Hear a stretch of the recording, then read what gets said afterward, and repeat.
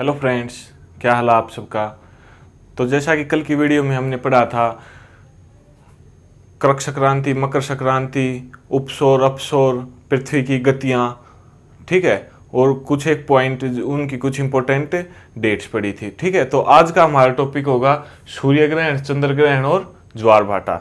ठीक है, ये उसी का नेक्स्ट पार्ट समझ सकते हो आप। ठीक है, तो सबसे पहले पढ़ेंगे सूर्य ग्रहण, उसके बाद पढ़ेंगे चंद्र ग्रहण, उसके बाद पढ़ेंगे ज्वार भाटा। ठीक है, तो स्टार्ट करते हैं सूर्य ग्रहण को।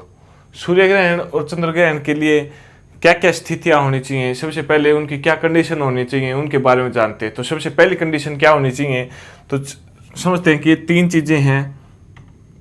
ये हो गया हमारा सूर्य, ठीक है, ये हो गई हमारी पृथ्वी, ठीक है, और ये हो गया हमारा चंद्रमा।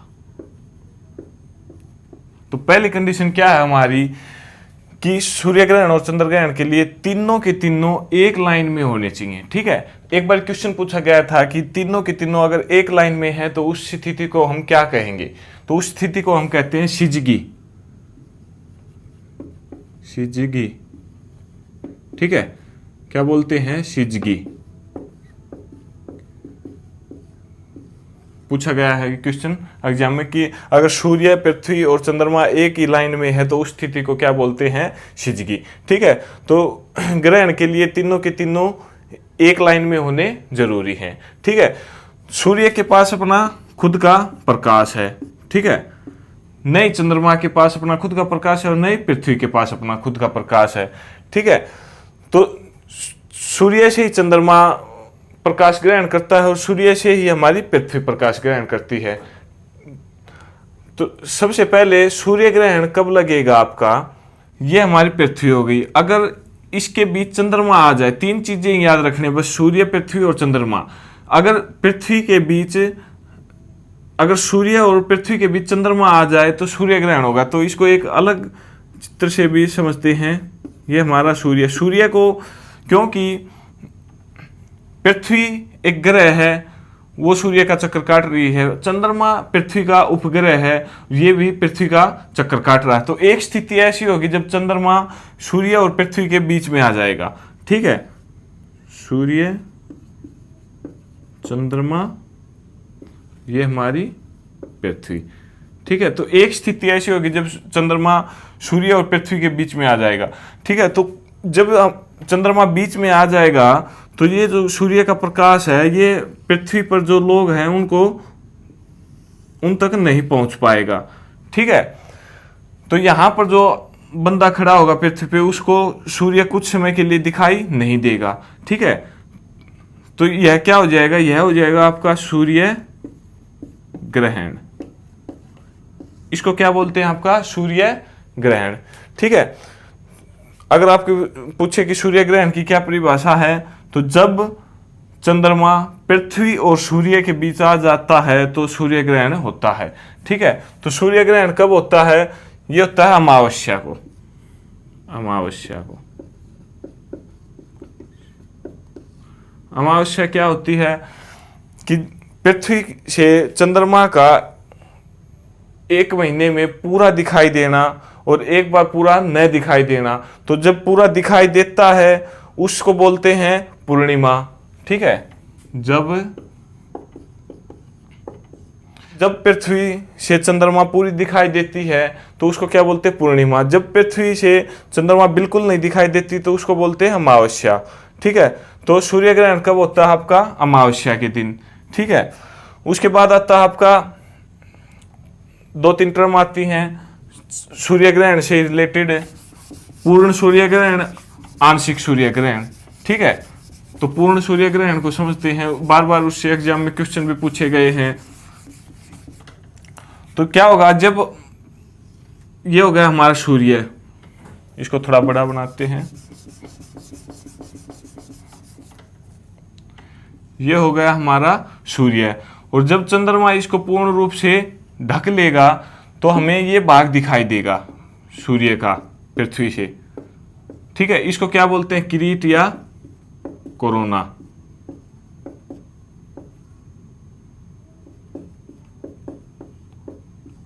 ठीक है। सूर्य के जो चमकदार भाग दिखाई देता है उसको क्या बोलते हैं, किरीट या कोरोना। ठीक है, तो इस समय क्या होगा, ये पूर्ण सूर्य ग्रहण होगा। इस स्थिति को क्या बोलेंगे हम, पूर्ण सूर्य ग्रहण। तो ये जो चमकदार भाग दिखाई देता है इसको क्या बोलते हैं, डायमंड रिंग।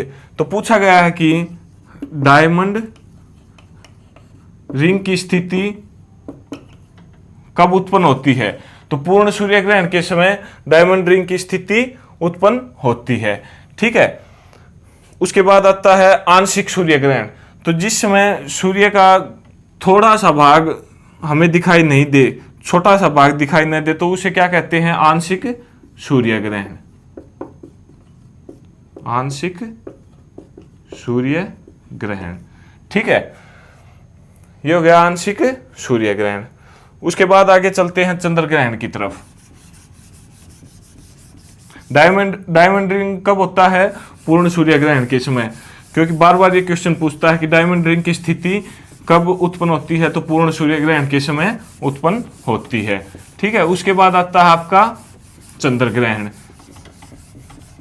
और सूर्य ग्रहण किस दिन लगता है, अमावस्या के दिन सूर्य ग्रहण लगता है। ठीक है, उसके बाद आता है आपका चंद्र ग्रहण। तीन चीजें, सूर्य,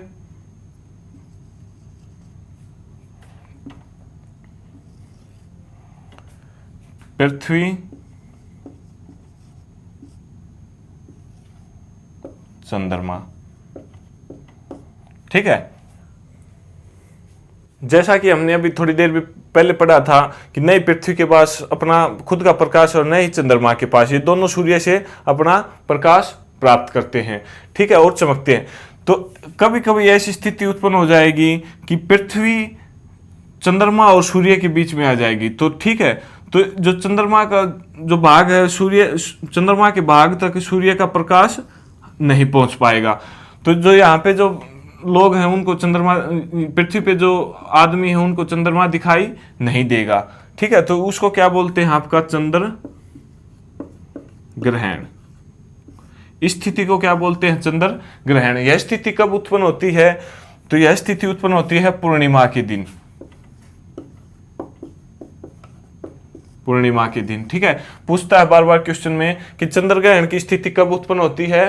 तो चंद्र ग्रहण की स्थिति कब उत्पन्न होती है, पूर्णिमा के दिन। ठीक है, उसके बाद हर महीने में पूर्णिमा और अमावस के दिन सूर्य ग्रहण और चंद्र ग्रहण लगना चाहिए, लेकिन ऐसी स्थिति नहीं उत्पन्न होती क्योंकि चंद्रमा अपने अक्ष पर 5 डिग्री झुका हुआ है। इसकी वजह से यह स्थिति उत्पन्न नहीं होती। ठीक है, किसी भी वर्ष में एक साल में ज्यादा से ज्यादा 7 सूर्य ग्रहण और 7 चंद्र ग्रहण लग सकते हैं। सूर्य ग्रहण में एक पॉइंट बच गया था हमारा कि सूर्य ग्रहण जब लगता है तो हमें उसको नंगी आंखों से नहीं देखना चाहिए, क्योंकि उस समय एक्सरे उत्पन्न होती हैं सूर्य ग्रहण से, जो कि हमारी आंखों के लिए हानिकारक होती हैं। ठीक है, इसलिए बोलते हैं कि सूर्य ग्रहण के समय हमें सूर्य की तरफ नहीं देखना चाहिए। ठीक है, और ये हो गया आपका चंद्र ग्रहण। चंद्र ग्रहण से बस यही है कि भाई कब होता है, तो जब सूर्य और चंद्रमा के बीच पृथ्वी आ जाती है तो तब चंद्र ग्रहण होता है। कब होता है, ये पूर्णिमा के दिन। ठीक है, एक साल में 7 सूर्य ग्रहण और 7 चंद्र ग्रहण अधिकतम हो सकते हैं। ठीक है, तो उसके बाद आता है आपका ज्वार भाटा। ज्वार भाटा से क्वेश्चन कैसे पूछते हैं वो हम अभी देखेंगे। ठीक है, ज्वार भाटा। तो ज्वार भाटा किसे कहते हैं, सबसे पहले ये समझते हैं कि ज्वार भाटा की परिभाषा क्या है। तो ज्वार भाटा किसे कहते हैं, जब सागर का पानी, महासागरीय जल ऊपर उठता है और नीचे गिरता है। किसके कारण, सूर्य के आकर्षण के कारण और चंद्रमा के आकर्षण के कारण। जब महासागर का पानी ऊपर उठता है और नीचे आता है तो उसे ज्वार भाटा कहते हैं। ऊपर उठने को ज्वार कहते हैं और नीचे गिरने को भाटा कहते हैं। ठीक है, तो इसको हम जानते हैं पूरी डिटेल से अब। ज्वार भाटा, सूर्य,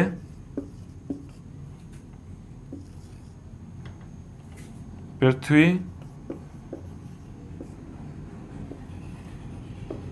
चंद्रमा। ज्वार भाटा उत्पन्न होने की एक दो कंडीशन है।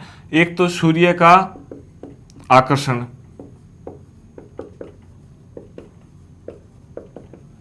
दूसरा है चंद्रमा का आकर्षण,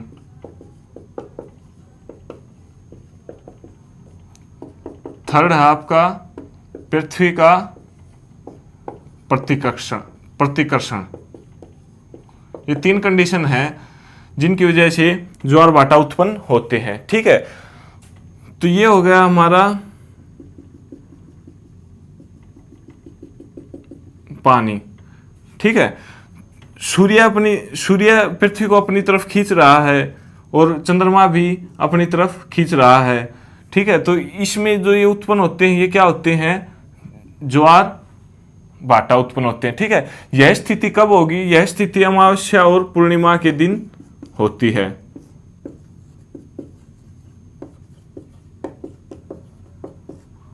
अमावस्या और पूर्णिमा,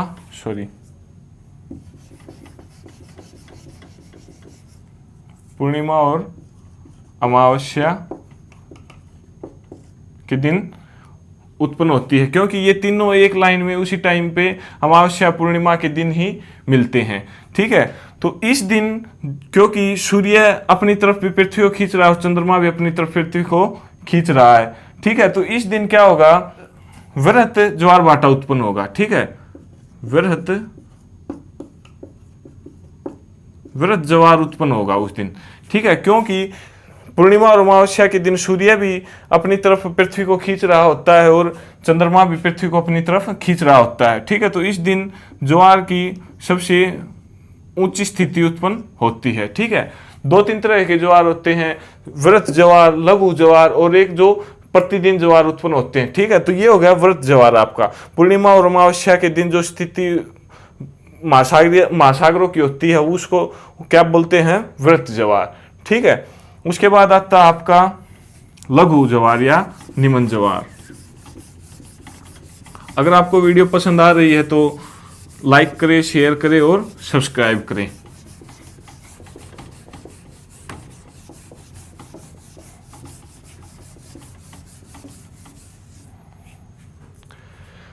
लघु या निमन ज्वार। ठीक है, ये क्या होता है, जब सूर्य, पृथ्वी और चंद्रमा समकोण की स्थिति पर आते हैं, समकोण की स्थिति पर आते हैं,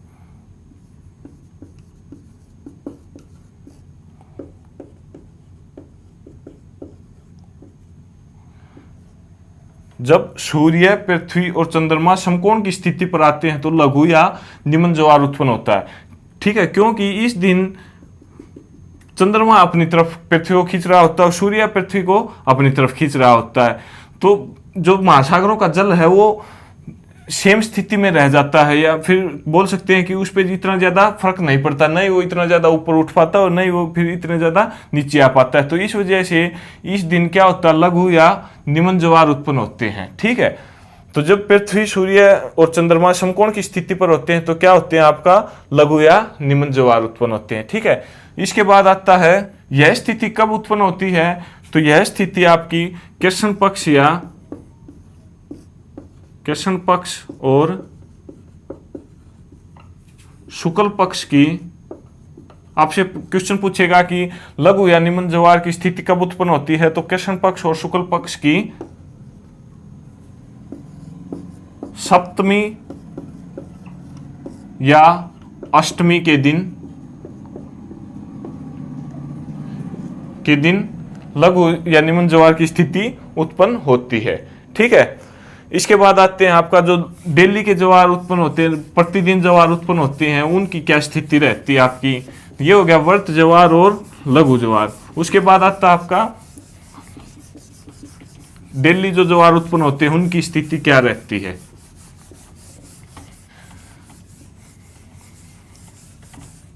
ठीक है, तो दिल्ली के जो ज्वार उत्पन्न होते हैं उनके बारे में जानते हैं। ये हो गई हमारी पृथ्वी, ठीक है। ये हो गया आपका ज्वार और ये हो गया भाटा। जैसा कि हमने पढ़ा कि महासागरों के जल का ऊपर उठना ज्वार कहलाता है और नीचे गिरना भाटा कहलाता है। तो ये हो गया ज्वार, ये हो गया भाटा, ये फिर ज्वार और ये हो गया भाटा, ठीक है।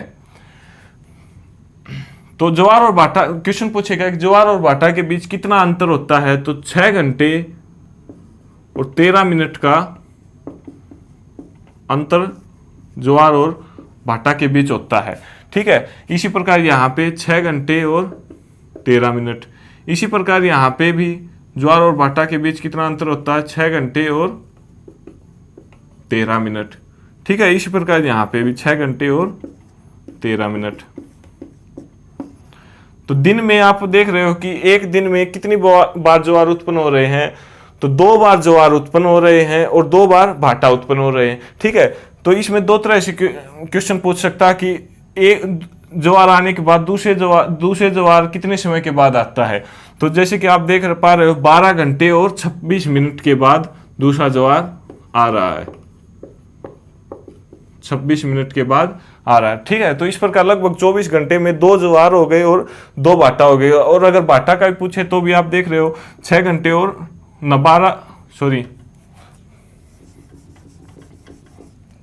12 घंटे और 26 मिनट में भाटा उत्पन्न हो रहे हैं, ठीक है। तो ये हो गया आपका दिल्ली का कि। और एक जगह इंग्लैंड में एक जगह आप कमेंट करके बताएं कि वो कौन सी जगह है जहां पे दिन में 4 बार भाटा उत्पन्न होते हैं, ठीक है। आप कमेंट करके बता सकते हैं ये बात। वैसे नॉर्मल क्या होगा, एक दिन में 2 ज्वार उत्पन्न होंगे और 2 भाटा उत्पन्न होंगे, ठीक है। ज्वार भाटा में कुछ क्वेश्चन पूछे जाते हैं कि सबसे ऊंचा ज्वार कहाँ पे उत्पन्न हुआ, सबसे नीचा ज्वार कहाँ पे उत्पन्न होता है, दिन में कहाँ पे कितनी बार ज्वार आते हैं और कौन सी जगह पे सबसे ज्यादा आते हैं, कौन सी जगह पे सबसे कम ज्वार आते हैं। इन सब के बारे में मिसलेनियस क्वेश्चन हम पढ़ेंगे जब हम इसकी क्वेश्चंस की वीडियो लेके आएंगे, वहां पे इनके बारे में हम पूरी तरह से जानेंगे, ठीक है। तो आप यहाँ से थ्योरेटिकल पार्ट को समझ सकते हैं और इसके बारे में अगर आप और बातें जानना चाहते हैं तो बहुत ही जल्द हम इनकी मिसलेनियस क्वेश्चंस की वीडियो लेके आएंगे। वहाँ पे आपको हर क्वेश्चन देखने को मिलेगा, ठीक है, क्योंकि वो सब बातें आपको याद करने की हैं। थ्योरेटिकल पार्ट में उनका इतना ज़्यादा अहम रोल नहीं होता, वो डायरेक्ट पूछे जाएंगे, ठीक है। तो अगर आपको वीडियो पसंद आई है तो लाइक करें, शेयर करें और सब्सक्राइब करें। धन्यवाद।